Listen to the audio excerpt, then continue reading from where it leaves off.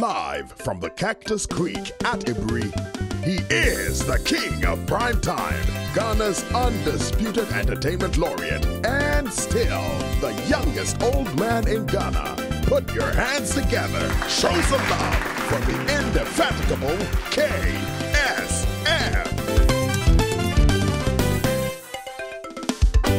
The KSM Show. Hi folks, this is KSM, and as you can see on my t-shirt, equiapem.com. Very soon I'm going to be telling you why I am wearing this t-shirt. We're going to go through a very, very interesting story, and I'm being ably assisted by my good son here, NK Obrempong. NK, welcome. Thank you, Daddy. Okay, now check this out. I want you to see this picture here as the story unfolds. The picture right here, take a look at it. This woman is Janet Akumia, and she comes from Amonochrome Equiapem. Amonochrome. Yes. Okay. So the picture you're seeing right here on the screen is Janet Akumia, and she comes from Amonochrome Equiapem. This picture was taken long ago. It happens that she got married to a British guy, right? Yes. And can you help me here? Yes, that's what they got married to. Yes, a white man. A white man. Yes. They got married in Ghana. In Ghana, yes. Fantastic. Yes. And the man was a British citizen. Not really. That one I can't really say. He was a British citizen, but they went to the UK after they are married. Okay. Yes. All right. Yes. So as the story goes, this lady married this white man. They went to the UK after their marriage. They actually have 2 kids between the two of them. Let's even take a look at the kids way back then, you know. This one you're seeing is the first one. First one is Tony. Tony. Yes. Okay. Yes. So Tony is on your screen now. This picture was years ago, yes. I guess, when they first took him when they were kids, okay? And Tony and Jennifer. Jennifer, yes. And Jennifer is on your screen now. That's the picture. Okay. And this is a picture of the two of them, I guess, in their teens.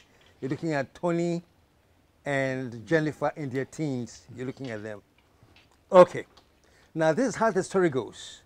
When the mother got married to this man, and they went to the UK, the man actually absconded and left her with the kids and just vanished out of thin air. Okay, what happened then when he vanished?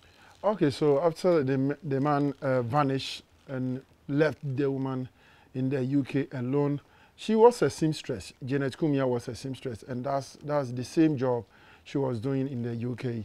But it got to a time, I mean, a lady, a young woman from Okwamine to the UK, she doesn't know anybody. So when the man ran away or vanished, of course, a lot of pressure and depression started coming in.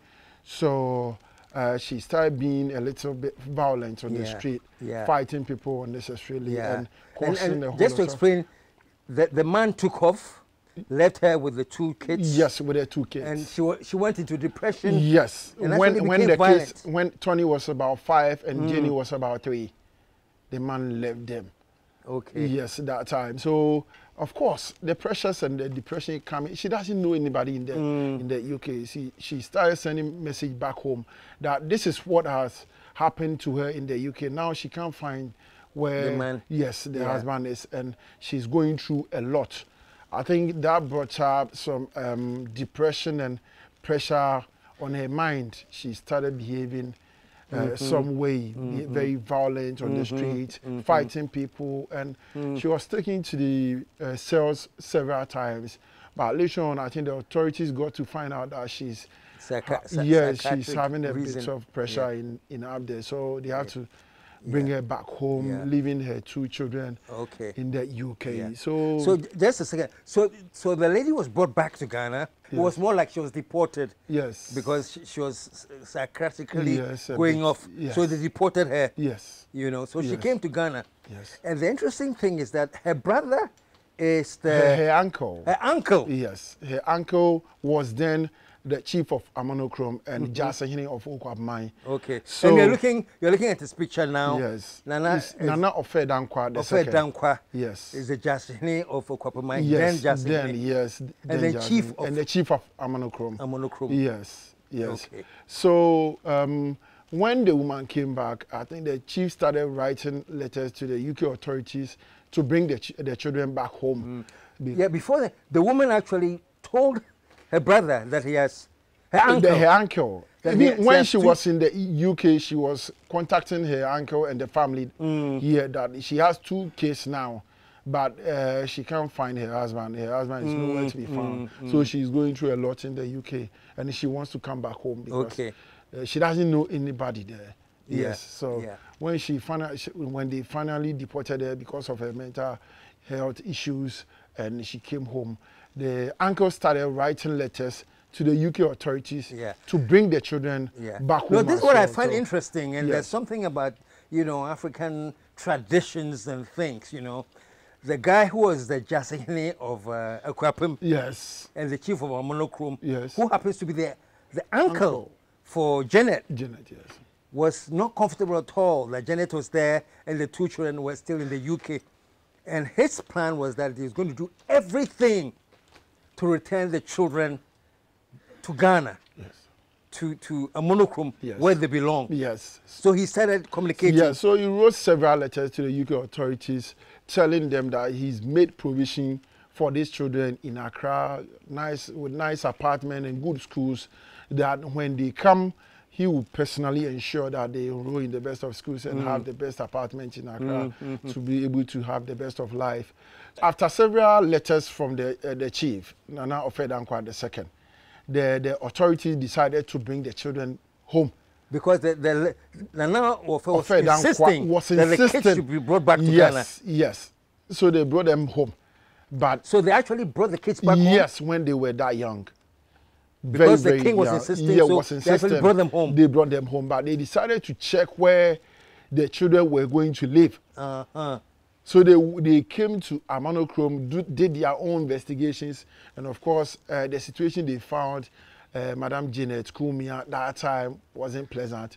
So they told them, no, they can't release English children to this kind of environment. So they have to take them back. And of course, they took them back to the UK and give them out to the social homes, and that is how things started. Yes. So just to be clear, the chief put so much pressure on them that he wants their family back. Yes. And they actually did bring them back. Yes, brought the kids back. But they wanted to make sure that they were being left in a place where they considered safe. Yes. And so when they came, they came to Amonokrom. Yes, they went to Amonokrom and look at the situation around. The situation they still found their mother in. They said no, they can't leave the case in the care of such situation. So they have to take them back. They took them back to the UK and then released them to the social homes. And that is where life started getting a bit tougher and rough for Jennifer and Tony. Of course, they got to complain every time of how they were being maltreated in the various social homes. It got to a time they even have to separate them to different social homes, so that Tony was the one doing the complaint most of the time because he was the eldest and he wanted to protect his sister. Jennifer. Yes, very much, and was always bringing her complaints as to how they were being maltreated in the social homes over there. It got to a time they even had to cut off with their communication. They couldn't talk with each other for so long, and they couldn't visit each other. So it was a bit rough. So when, of course, they were a bit, they grown up, they started looking for how they can get to their maternal route. They somehow they always remembered that their mother was from Ghana. Of course. So all they knew this that. time they were trying to link up. Yes. Okay. Yes, they were trying to link up. They were trying to find out where their mom is from. They tried so many times. It got to a time people have to even go to them. We know where your mom is. We know where your family is, and in a way use that as a platform to extort money From them, they went to the internet. I want to get this part straight. Yes. As part of their attempts to find their find their family, their mother. There were Ghanaians who actually assured them that they could find their mother. Of course. And in a way, take money from them and run away without giving them any results. So you got to a time they had to give up because they were hearing so many different stories from different people. All of them assuring them that they can deliver. They can deliver. They were all scammers, I guess. Yes. At the end of it, they will just take their money and there will be no results for them. So lucky for me, Tony's wife, her name is Karen. Okay. Yes. Just one quick. I want us to take a look at Tony's wife. Okay. Because that's her on the screen right now. Yes. And this lady you are watching, she was married to Tony. Yes. You know. She's still married. She is married to Tony. Yes. She's So still married. she was online. Yes. And then she discovered Akwapim.com online. Akwapimnews.com. Which is Akwapimnews.com. Yes. Which is your channel. Yes, which is my channel, which is my blog on. Okay. So she gave me information with the help of the letters Nana Ofedankwa wrote to the UK authorities because they had a copy with them. So the letter was addressed Chief Justice of Okwapim. Yes. So when she sent me the message, she said, okay, so she's looking for Madame Janet Kumia, who comes from Okwapim, but she doesn't really know the real native town she comes from. But then her uncle was Nana Ofedankwa II, who was then the chief of Amano Krom and the Jasin of Okwapim. So if I can help locate them, the family of Janet Kumia, she will be so happy. But because previously people have demanded for money, extorted money from Tony and Jennifer, they were not much interested in the contact Karen made to me because they were thinking, you were one of the same scammers. Yes, one of the same scammers. Yeah. I was in the end. I am just going to ask for money, and there will not be any result. So they didn't come in. Tony and Jennifer never came in until when I finally located their family, took some pictures, and then sent it to Karen. That, look, I found your family. Say, are you sure? Then I think we have to do a video call. I said, okay, no problem. When you are free, you let me know. I'll go to your family. Then we can do a video call. That was when Tony first came in and took the phone and said he wanted to talk to their mothers, the only surviving relative of their mom. So of course I went there and we made a video call. And when he was talking to the mom, the youngest mom who is still alive, he said he can see her mom in that woman. So this is the very first time I can see my mom, even myself, in this woman, and I believe so much that this is finally our family. Yes, so I mean, the whole family, both the one in Ghana and the one in the UK, became very happy and excited because, of course, the Ghanaians family have also been trying so much to get in contact with their family in the UK, but it wasn't possible, and they didn't even know how they were going to get in contact with them. So for you, you played such a key role because when Karen called you, yes, Karen got in touch because he saw Akwapimnews.com, and he knew that the husband is from that area. Yes. The mother is from that area. Yes, yes. So that's why she called you. Yeah, that's why she sent me a message. A message? Yes, on Akwapimnews.com. Okay. Yes. And you decided then that you're going to do all you can to locate the family. Yes. Yes. It wasn't easy though because personally I didn't know where to start from. Okwapim is big now. So I started doing announcements when I go on radio that I'm looking for a chief whose name is Nana Ofedankwa II. I didn't know what I was even doing, but all I wanted to do was to find a family. I did so many announcements on radio, but never got any results from. So there's a friend of mine in his name is Dachene. So he knows more about the chieftaincy issues here in Okwapim. So I went to him and I was like, I am looking for this chief Nano Fed Danquat the second. He was then the Jassy of okay, okay. Then just if it comes to Jassy, it's a monochrome. So let's go to a monochrome. You see him, and of course when we went there, he said yes, this is where Nano Fed Danquat comes from.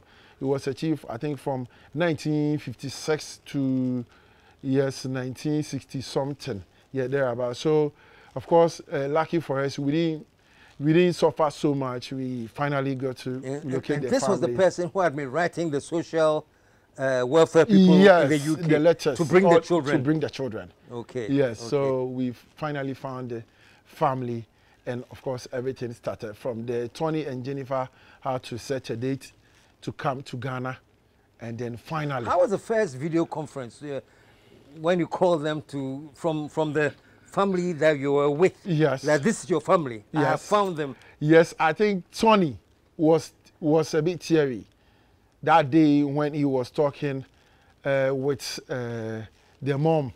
Let me put it that way. He was crying. I saw he had tears in his eyes. That I could see this was something he had wanted so much.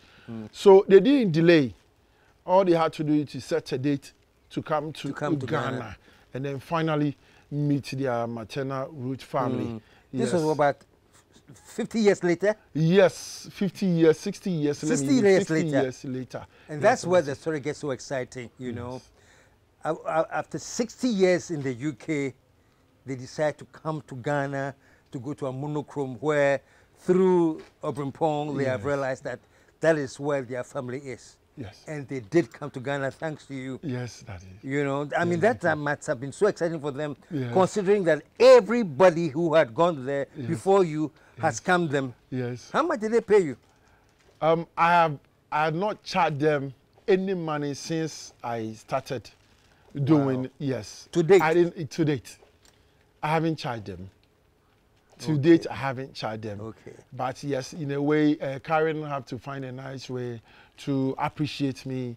Yes, that was all. But I have not and never charged them. Okay. So let's fast forward now. So they both come to Ghana. Yes. And the morning after their arrival, that they were going to where their home is in a monochrome. Yes. Right? I had a chance to talk to them, and I talked first with Jennifer, and this is what she has to say. Listen to this. The main reason we're here is to connect with our family. We've been trying to connect since we were teenagers, but the information wasn't reliable and we didn't trust a lot of the information. So it's taken us all this time to get here. The story we are told from the social services in the United Kingdom is they took me and my brother away from our mother, and they sent her back to Ghana. The Ghanaian embassy escorted her on a plane and brought her back. And so I was 18 months old. My brother was 3 years old. Karen, Tony's wife, and she found Obrempong, and she said, he's got this information about your family, and I said, let me see if it matches my information, and it did. And we said, we've got to go to Ghana now. This has been carrying on for all our lives like this. We need to go now, and especially when Tony had a video call with Madam Comfort, and he said, she's very old, this is our mother's sister. We can't miss this opportunity of meeting our direct relative. So that was in sort of around August, September, and we just quickly booked our flights to come now. Yeah, so we're very keen to see Madam Comfort. We call her Auntie already. It's been emotional, and there's lots of regrets. I wish we hadn't been separated from our family, and yeah, it'd be lovely seeing her today. Sorry, just getting... So I know you were right there when I was talking to yes, Jennifer. What was going through your mind? I mean, was there a sense of accomplishment that, hey?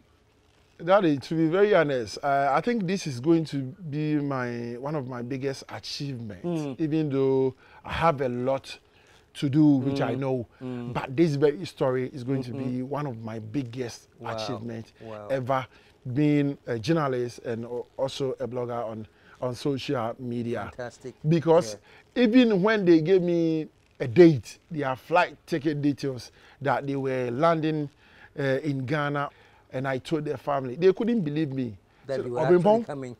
Are you sure? Are you sure we are finally going to see our family? We don't believe it. The only time we are going to believe you is when they come. And we see them, we touch them, and talk to them. Wow. I said, okay, there is nothing I can say more.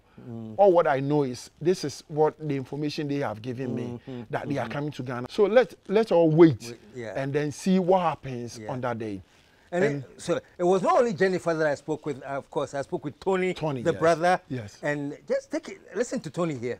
First time in Ghana. We've been trying since 1960, but things are just fallen into place and we was able to make the journey. So many documents from social services hiding things and bad-mouthing our mother and saying, you know, not nice things, and oh, your mother was a prostitute and she was in prison, and yeah, I don't really care about that. I wanted to know my mother. Yeah, everybody has circumstances, and England in the 60s wasn't a very nice and friendly place, so I don't know. I just found out yesterday that mother was a seamstress. That's something that we've never known before. Yeah? All we've heard is, oh, she didn't want you, she left you, and then when we read through documents of social services, how they try to hide us and keep... They brought us to Ghana one time, me and my sister, when my sister was very young, left us on the airplane, come to the village, the social services come to the village, looked round and says, well, this is no place for English children to be, and took us back to England. 60 odd years we've been looking.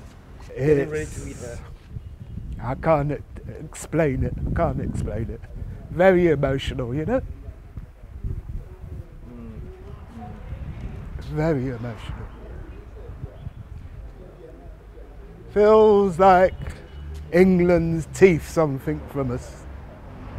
That was very important, you know?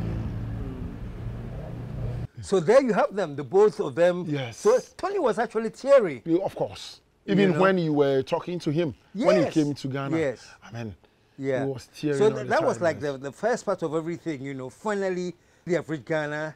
And this is the first morning after the arrival in Ghana. Yes. And they were waiting to be taken to Amonokrom. Yes. Yeah.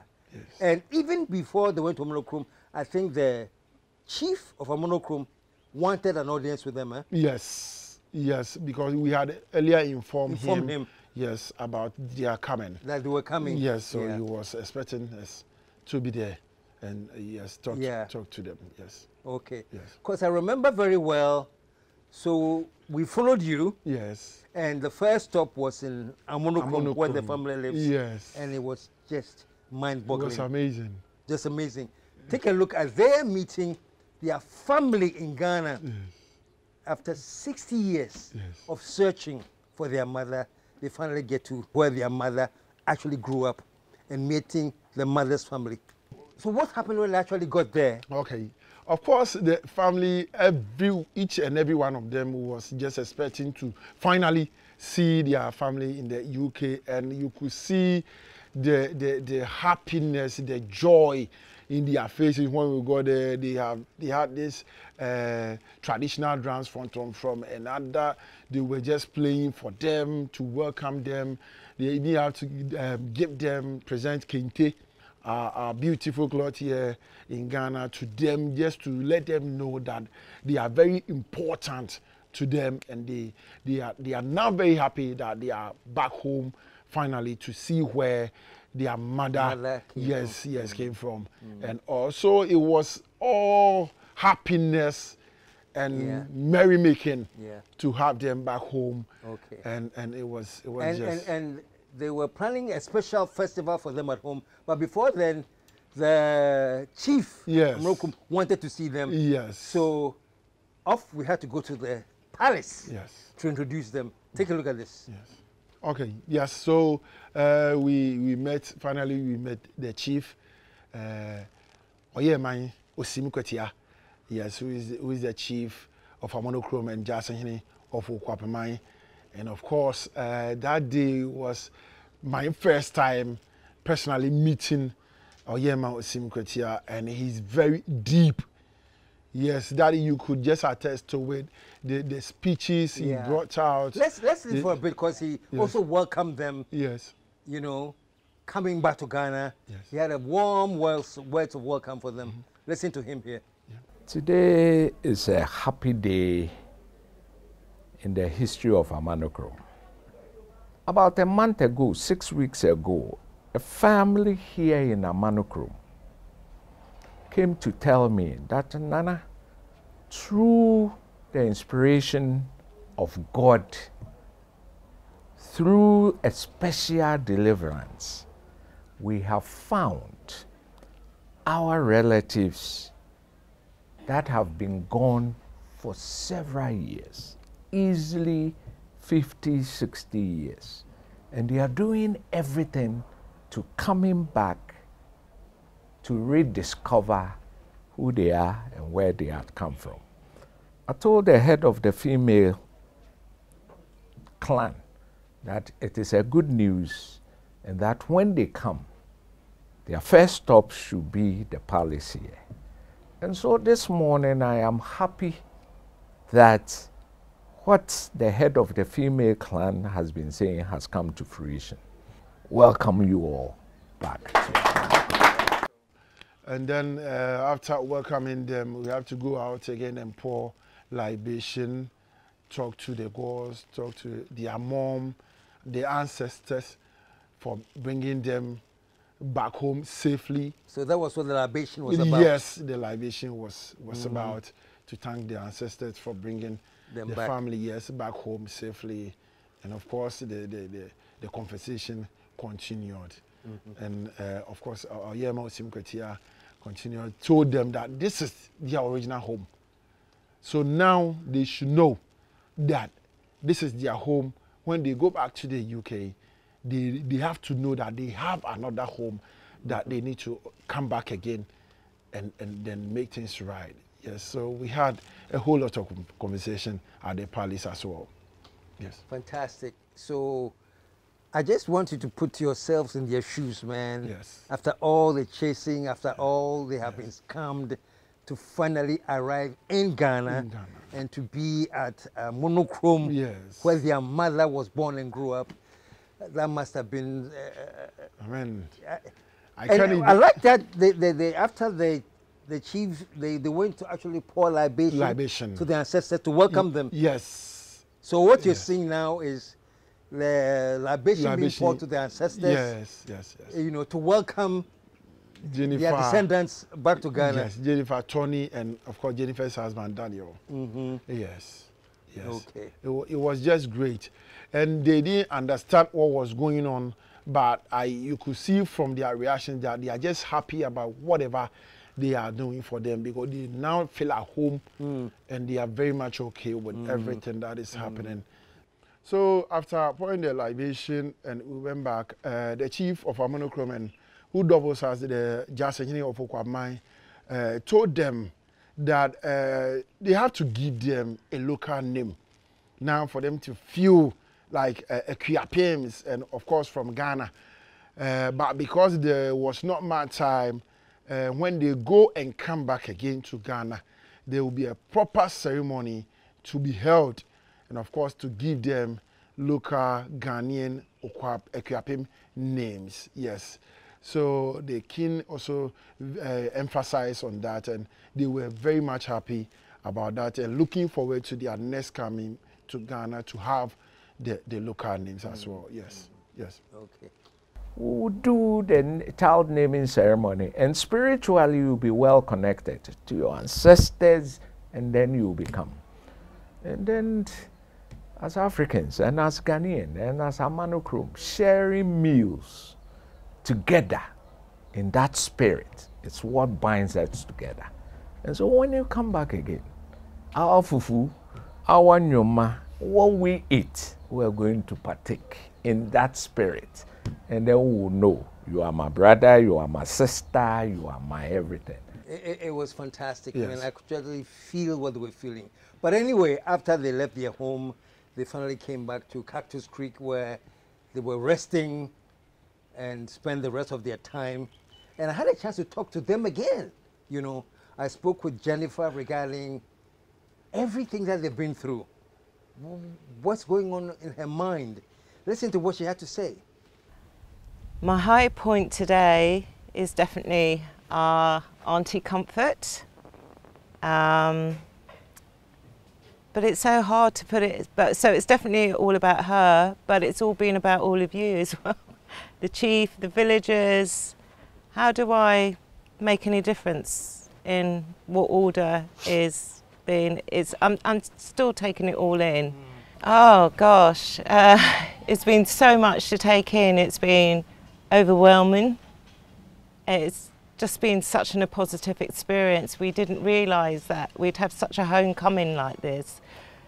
Our family are so warm and generous and friendly, loving people, and we couldn't have expected a better morning with them. And it was more than what we thought we would be receiving today. Wow. And then after that, of course, I spoke with Tony to get Tony's views as well, and check it out. It was totally amazing. The amount of people, the friendliness of everybody, the welcome, you know. The amount of work that you've all put in to make this happen for us is truly amazing. The whole experience is, as Jennifer says, is like an out-of-body kind of thing, of meeting comfort. It just felt so natural, it just felt like we hadn't been apart. Meeting her, it's just like meeting my long-lost mother, you know? Truly amazing. She's such a beautiful woman. I can see the mischief in her. I love her to bits. Yes, she is our mother, isn't it? She's our mother. I'm getting emotional again. Yeah, I'm getting emotional again as usual. And she got hold of me today and she says, "You're not going nowhere today, you're staying with me." And that is beautiful, you know? Okay. And one other person that we haven't officially introduced, but I think you've seen in the footage, is Jennifer's husband, Daniel. And we also talked to him about his impressions of everything so far. This is what Daniel had to say. It's been an amazing experience. As soon as we came off the plane, it was, we were embraced by so many people, almost overwhelming. It was fantastic. Obrempong, I just have to, I don't know, say ancestors know, say whoever inspired you, thank you so much, because you are the linchpin that is connecting everything. Yes. In their search for their family. Yes. A man for have scanned them until you came out from nowhere. Yes. And you solved the problem. Yes. Well done. Yes. And I can understand if you say this is one of your greatest accomplishments or achievements as a journalist, because it takes a lot. Very. You know. Very. And I can imagine the pain they've been through in this search for their roots. Yes. They run into you. Yes. So let me say thanks to akwapem.com. Yes, yes, akwapemnews.com. akwapemnews.com. And now I have been accepted to be part of their family. Okay. I'm now a family member. Okay. So they have now inducted you into their family now. Yes, inducted into the family. To say thank you. Yeah, to say thank you. So that's how it is. So both in Monochrome and Jennifer Tony Karen in the UK, I'm a family now. Now we talk most of the time. Yes, we talk most of the time about so many things that will, of course, strengthen this, the unity they have now. Yes. Fantastic. Yes. Congratulations, you've done a yeoman's job. Thank you. And, you know, blessings from God, the ancestors, whoever is there, who inspired you to make this amazing. You inspired me. You are a big role model. I have been looking up to you. You are one, you are, let me say, I don't even know how to say it. You've been a big motivation to me when I started developing interest in journalism. I've been looking up to you since childhood, from your days of Thank God It's Friday, from everywhere I have been following you, and I thank God so much that I finally for me it's always like a pleasure to know that somebody who says you inspire them grows up to do something magnificent. Great. You know, not say me inspire, no, but the fact that who you have become now, for me, is what makes me happy. So once again, I throw the congratulations and the salute back to you. Thank you. Salute, sir. So thank you very much for joining us, and please make sure that you send this story to as many people as possible. It's a great story of the return. This was actually the return. They came back right to where their mother was born. So until we come back again with a special, thank you all very much, and thanks for watching. Is it the luxurious rooms?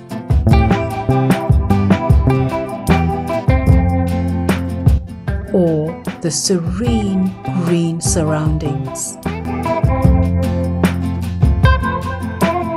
Is it the tempting swimming pool?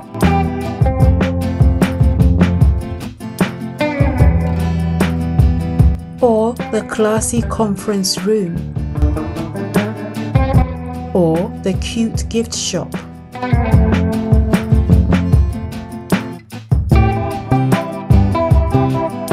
Maybe it's our chef's array of cooking delights.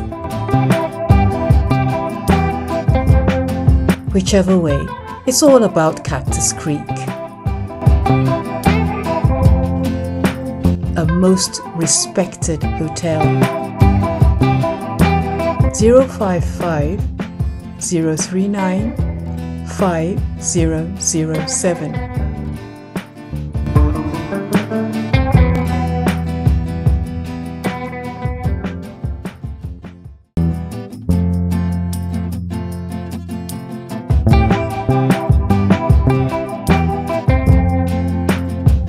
Hi, my name is Angela Metal, a massage therapist at Cactus Creek. My job is simply to pamper you with the 3 R's, to relax you, to revitalize you, and to rejuvenate you. Come and let me pamper you. 055 039 5007.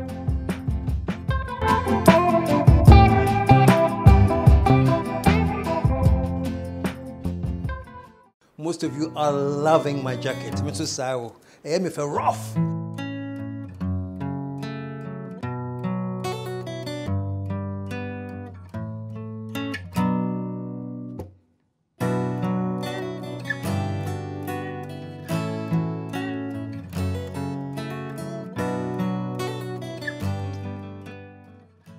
The jacket is provided by KSM Essentials. So if you want some, this is the number to call. 0247 661983. So call KSM and get yourself a pretty decent jacket.